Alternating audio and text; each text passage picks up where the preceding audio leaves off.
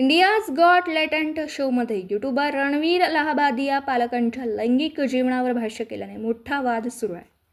त्यावरून या शोचे सर्व कलाकार कायद्याच्या कचाट्यात सापडलात। रणवीर अलाहाबादिया याने माफी मागितली आहे। दरम्यान समय रैना याने इंडियाज गॉट टॅलेंटचे सर्व एपिसोड डिलीट केलेत। कॉमेडियन समय रैना यांच्या शो इंडियाज गॉट टॅलेंट देशात सध्या वादग्रस्त ठरतोय। ब्लॅक कॉमेडी शोमध्ये आपल्या पालकांच्या लैंगिक जीवनाविषयी जोक करून वादात सापडलेला यूट्यूबर रणवीर अलाहाबादिया याच्या अडचणीत वाढच होत चालली आहे। रणवीर इंडियाज गॉट टॅलेंट याचा व्हिडिओ सोशल मीडियावर पाहून देशभरात गुन्हे दाखल होत आहेत। संसदेत या प्रकरणात चर्चा घडली।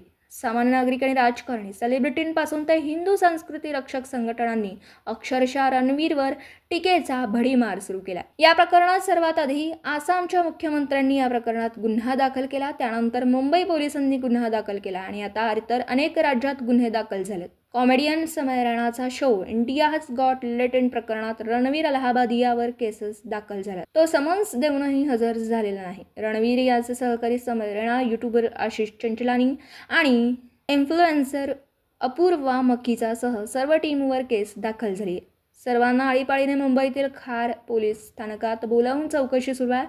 आतापर्यंत रणवीर अलाहाबादिया याचा जबाब घेतलेला नसून त्याच्याशी कोणताही संपर्क झालेला नसल्याचं मुंबई पोलिसांनी म्हटलंय।